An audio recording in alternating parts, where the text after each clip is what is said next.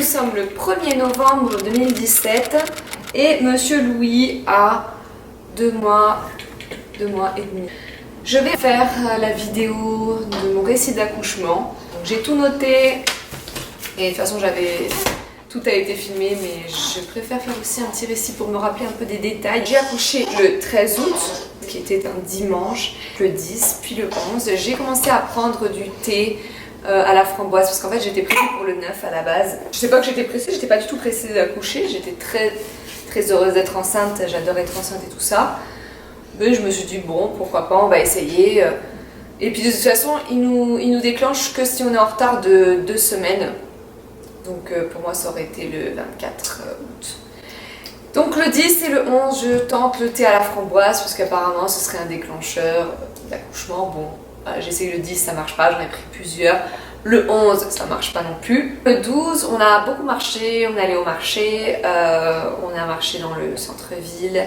Voilà, on a marché toute la journée et je crois vraiment que c'est ce qui a déclenché le travail. Quelques jours avant, je crois 2 jours avant, on a fait la séance photo de grossesse. Et là, les derniers jours, je commençais à avoir vraiment mal aux pieds. On va dire la dernière semaine, je commençais vraiment à avoir mal aux pieds. Tout simplement parce que je pense que mes pieds, ils sont pas capables de porter un poids aussi lourd. Donc le 12, voilà, j'ai beaucoup marché. Donc ensuite, dans la nuit du 12 au 13, à 5h du matin, donc en fait, ouais, parce que j'ai vérifié mon portable au bout d'un moment, mais j'ai une douleur qui a duré 2 heures. Donc là, en fait, c'était le début du travail. C'est une douleur qui a duré 2 heures et qui ne s'est pas arrêtée, en fait. Donc je vérifie mon téléphone, il est 5h. Puis finalement, ça part. Donc je continue à dormir. Je me réveille à 8h. Donc le lendemain, on était censé partir à Nederland à 3 quarts d'heure d'ici pour voir mon beau-frère. Le matin, je me réveille, j'appelle la sage-femme et je lui explique voilà, que j'ai eu des douleurs. Et elle me dit c'est peut-être le début du travail. Voilà, je garde ça en tête. Et puis bien sûr, j'avais toujours mon appareil photo dans ma voiture ainsi que mon sac de naissance. Et d'ailleurs, dans ce sac de naissance, j'avais oublié les couches lavables. Mais bon, c'est un détail.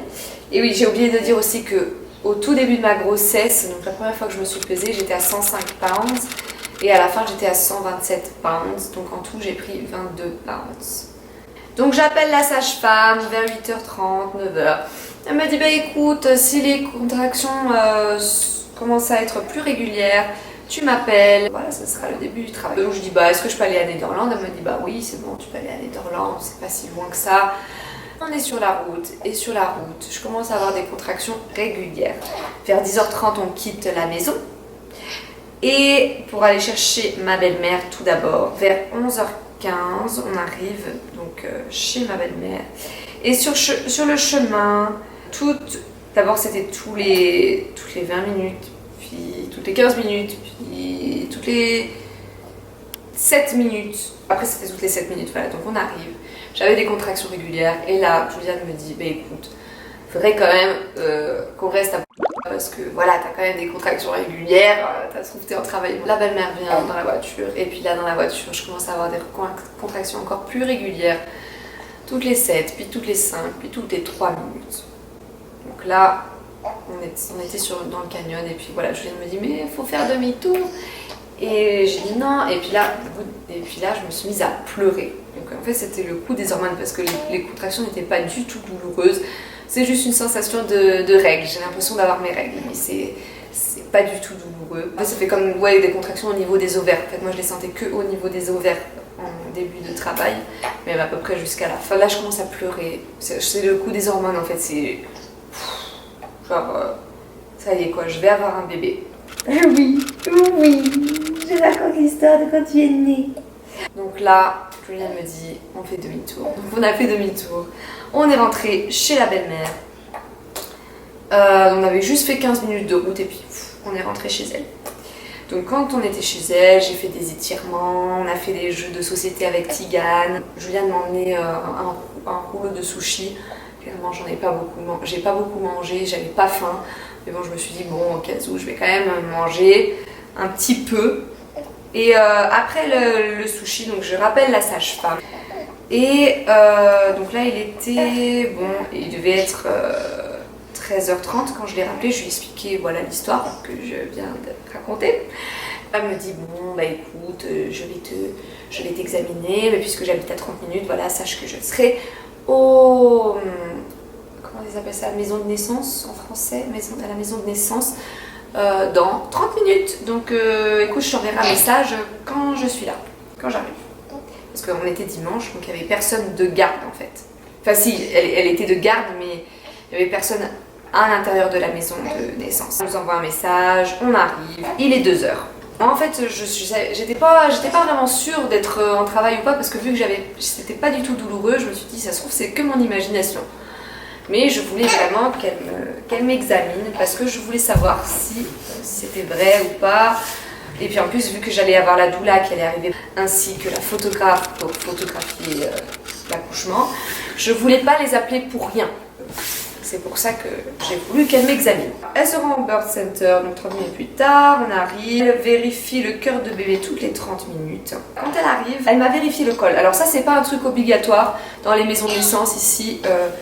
Ils ne vérifient pas ça forcément. C'est toi, si tu décides tu demandes à ce qu'il t'examine, elle va t'examiner, mais si tu veux pas qu'elle t'examine, elle t'examinera pas. Elle me vérifie mon col, donc là je suis à 4 à 5 cm et le col effacé à 100%. Elle commence à me mettre des huiles essentielles dans le diffuseur, je lui ai demandé. Et donc elle m'a mis du clarissage, du basilic et puis peut-être de la lavande aussi, je sais plus. Bref, vers 14h30, j'appelle la doula. Et puis j'appelle aussi la photographe et elle arrive vers 3h. Il y a Tigane et ma belle-mère qui arrivent. Voilà, parce que je n'étais pas du tout en douleur, ça ne me dérangeait pas du tout qu'ils soient là. Arrive, j'offre à Tigane un nouveau jeu de cartes. Parce qu'il va être grand frère. Donc je lui offre un nouveau jeu de cartes et il commence à y jouer avec son père. Et puis moi je suis là, hein, je papote sans souci, j'ai pas du tout mal. J'arrive même pas à voir que je suis à 5 cm quoi. Tigane et ma belle-mère sont venues 2 fois pour mon accouchement. Elle allait chercher des trucs dans la maison. Elle allait chercher une tenue pour Juliane. Puis elle allait au magasin aussi, elle a acheté du jus. Et elle a ramené le trépied, voilà, parce qu'on avait oublié le trépied donc pour la doula. Ils ont dû rester en tout et pour tout, pendant 2 heures. Quand la doula arrive, elle me fait un massage, donc ça c'était plutôt cool. Elle m'a fait un massage au clarissage. Clarissage, mais ça doit avoir un nom en français, mais je ne trouvais plus. En ce qui concerne ma coiffure, je m'étais juste fait, donc j'avais les cheveux longs hein, jusqu'aux fesses, je viens de les couper il y a 2 jours.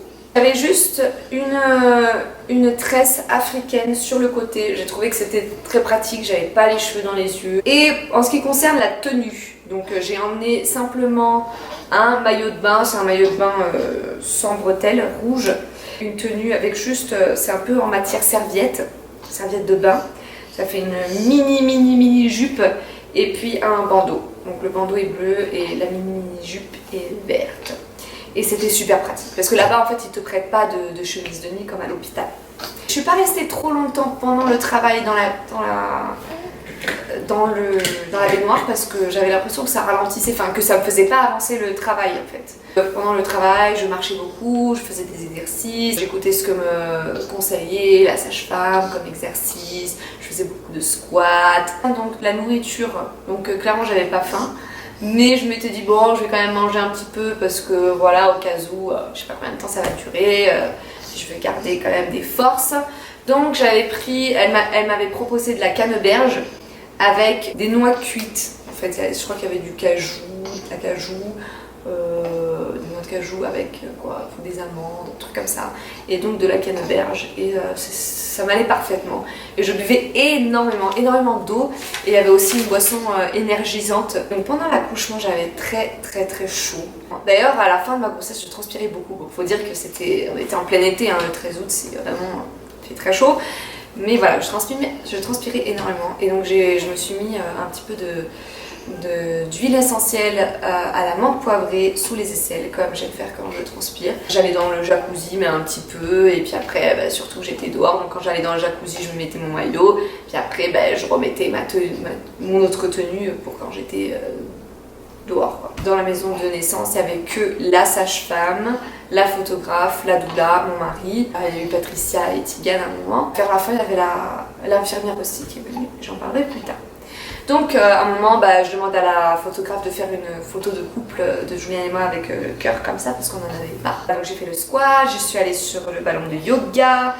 Angela m'a fait de l'acupressure, ça se dit comme ça, acupressure là sur les épaules et puis aussi sur les genoux. À 18h55, je suis ouverte de 8 à 9 cm.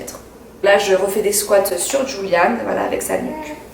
Et les contractions commencent à devenir de plus en plus intenses, mais bon, ma poche des os ne s'est pas ouverte. Donc 18h55, donc là, ça fait 5 heures que je suis là-bas. Donc on est à 1 heure avant sa naissance. Là, je suis sur le ballon de yoga et puis je sens que quand je m'assois vraiment, je sens vraiment de la pression. Il y a sa tête quoi, en bas, donc j'arrive pas à m'asseoir complètement.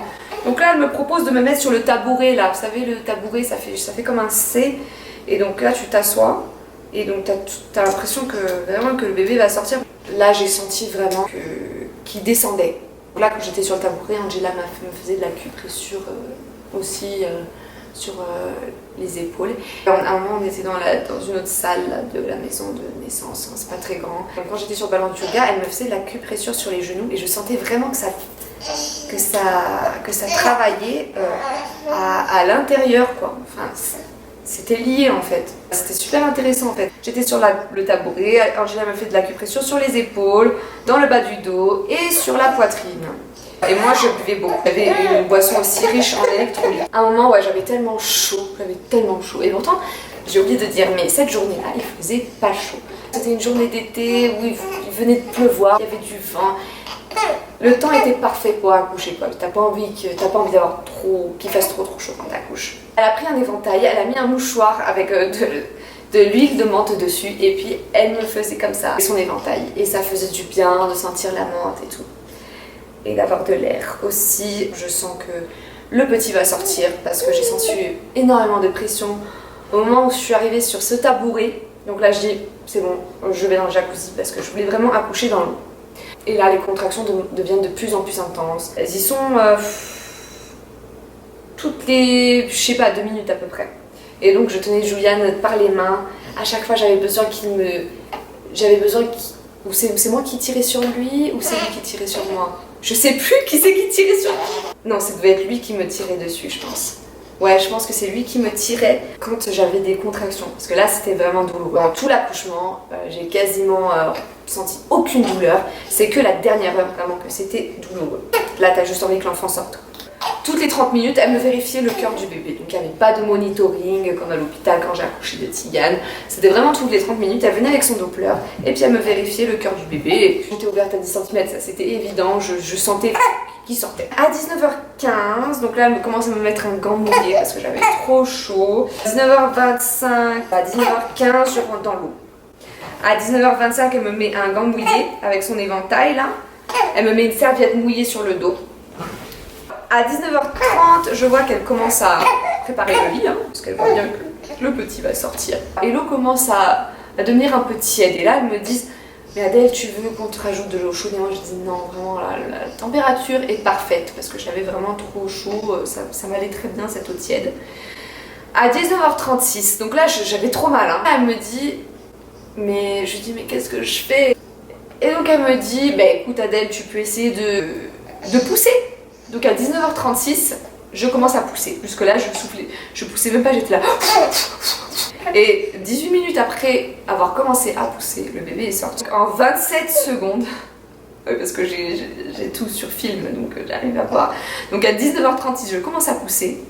27 secondes plus tard, la poche des os se rompt. Donc là, j'ai des contractions toutes les 30 secondes. À partir du moment où la poche se rompt. 18 minutes après avoir commencé à pousser, mon bébé est sorti. Et là, je mets ma main au niveau du vagin et je ne sens toujours pas bébé. J'ai l'impression qu'il y a comme un film de la poche des os que je sens au-dessus de sa tête. Ou sous sa tête plutôt. Voilà, je tire sur Julian, je le griffe tellement que j'ai mal. Voilà, tellement que je le griffe, il enlève carrément son alliance. D'ailleurs, on le voit dans la vidéo. La sage-femme me conseille de me mettre en position accroupie contre le mur de la baignoire, ce que je fais. Et donc ça, c'était à 19h40. À 19h50, voilà, là la douleur est tellement intense que je commence même à avoir de l'asthme, j'ai du mal à... J'entendais plus rien, je voyais plus rien, j'avais les yeux fermés. J'ai environ 30 secondes de pause pour 30 secondes de contraction. Et à 19h55, je fais une poussée de 35 secondes. Et d'ailleurs, il y avait plusieurs fois où elle me disait mais respire parce que je poussais pendant super longtemps. Tout le long de l'accouchement, hein, je buvais beaucoup. Voilà, et j'ai aussi oublié de dire qu'à un moment, ouais, j'étais dans le jacuzzi pendant le travail et puis j'avais vraiment envie de faire pipi et je voulais pas faire pipi dans les baignoire. Et donc voilà, j'avais envie de faire pipi mais j'y arrivais pas parce que voilà, il y avait la pression de la tête, enfin du bébé quoi. Et mais bon, au final, j'ai quand même réussi. Là, pendant cette poussée, là, je n'en pouvais plus, je pousse autant que je peux, j'ai besoin de le faire sortir. Et donc là, j'étais comme ça, et donc j'ai réussi à le faire sortir. Et puis aussi, bah, forcément, il y avait aussi Julian et la sage-femme qui m'aidaient. Donc il allait directement sur moi. Donc il est né dans l'eau à 19h54. Voilà, c'était un accouchement magnifique. Et donc il a pleuré directement quand il est né. J'étais tellement heureuse. 1 minute après, que je commence à chercher pour voir si c'est une fille ou un garçon. Et donc là, je découvre que c'est un garçon. Et donc je dis à Julian, t'as vu ce que c'est? Il me dit non. Et donc là, il regarde et me dit, ah, notre garçon. Voilà. Et donc à 19h56, donc 2 minutes plus tard, je sors de la baignoire et j'avais froid, je tremblais comme une feuille. J'avais super froid. D'un coup, je suis passée de chaud à super froid. À 20h03, je commence à faire sortir mon placenta, mais il y avait des petits morceaux qui sont restés à l'intérieur, donc elle m'injecte du pétocène et elle arrêtait pas d'appuyer sur mon ventre. Mon Dieu que ça faisait mal pour pouvoir faire sortir le reste du placenta. Et ça c'était vraiment très douloureux, je dirais que c'était même plus douloureux que l'accouchement en lui-même. À 21h03, Tigane et sa grand-mère arrivent. Il lui fait un bisou sur la tête, il lui donne son doudou qu'il lui avait acheté. C'était un nez. Ça s'appelle comment? C'est une espèce de baleine avec une corne. Je sais plus comment ça s'appelle ces animaux. Et il dit berk parce que voilà, il y avait le liquide. D'ailleurs, il sentait trop bon. Ah mon Dieu, il sentait trop bon pendant genre plus d'une semaine. Il sentait cette odeur de vernix. J'avais super froid, donc là les sages-femmes me donnent une couverture en plus.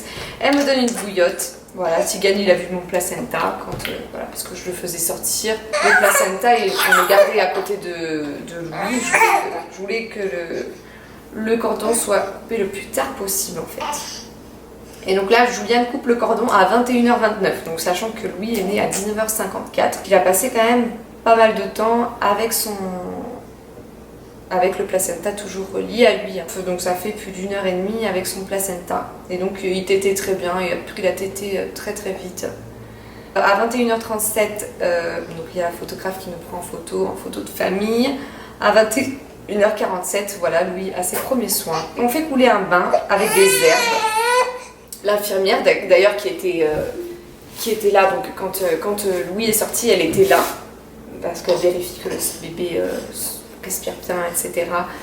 Et donc là, elle me le prend, elle le mesure, elle le pèse, elle vérifie la taille de sa tête, elle lui vérifie les poumons, les testicules et elle prend l'empreinte de ses pieds pour le certificat. Il était environ minuit 30 quand on est parti, puisque tout se passait bien, puisque j'arrivais à me lever et à aller faire pipi tout seul et que le bébé tétait bien.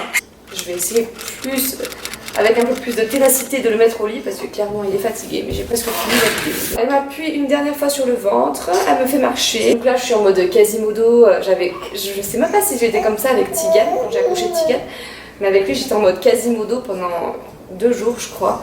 J'étais comme ça, j'arrivais pas à me mettre droite. Je fais pipi, on remplit une fiche. Après on est parti quoi. On a pris leur couverture, moi j'avais tellement froid, je lui ai dit est-ce que je peux prendre ta couverture, j'ai trop froid. Elle m'a dit bah écoute c'est la première fois qu'on me l'a fait celle-ci mais oui vas-y. Et donc j'ai rendu à l'infirmière 2 jours après quand elle est venue le vérifier. Donc voilà, la nuit s'est bien passée. Donc 4 heures après sa naissance, on est sorti. Normalement ils attendent de 4 à 8 heures après la naissance du bébé pour faire sortir la maman. Voilà, ça dépend si le bébé était bien ou pas, etc. Mais vu que moi tout allait bien, elle m'a fait sortir. Et j'ai oublié de dire qu'après la naissance, ils m'ont fait un porridge. Donc c'était à base de riz, avec du sucre, de la cannelle, des différentes épices et c'était super bon. J'ai mangé ça pendant 2 jours, elles m'en ont fait tout un paquet et on l'a ramené à la maison. Donc après avoir accouché, c'est au moment où il le pesait et tout, donc vers 21h50 quoi, que j'ai commencé à manger. Je trouvais ça super bon et franchement ça m'a redonné des forces. Et voilà, la nuit s'est bien passée, écoute, il est resté sur moi à téter toute la nuit quoi. Il a fait ça pendant 3 jours d'ailleurs, il a fait que téter, il voulait être que sur moi. Et voilà, personne ne pouvait le toucher à part moi. Enfin si, il pouvait le toucher mais pas pendant longtemps quoi. Au bout de 5-10 minutes, il voulait retourner sur moi. Vérifie sa respiration et voilà, donc au niveau des couches, j'avais pas ces couches lavables, donc ça m'a un peu embêtée parce que je voulais vraiment commencer les couches lavables dès sa naissance, dès le moment où il sort.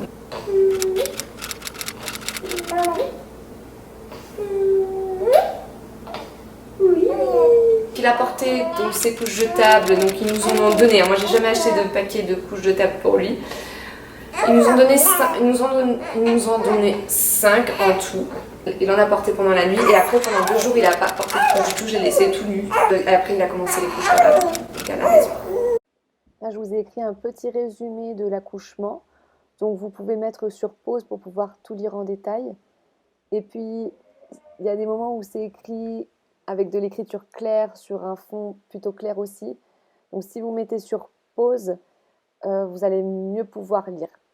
Voilà, en tout cas j'espère que cette vidéo vous aura plu et je vous dis à très bientôt. N'hésitez pas à vous abonner à la chaîne pour avoir un petit message quand je posterai de nouvelles vidéos. Et n'hésitez pas non plus à partager votre récit d'accouchement dans les commentaires. Je vous dis à très vite.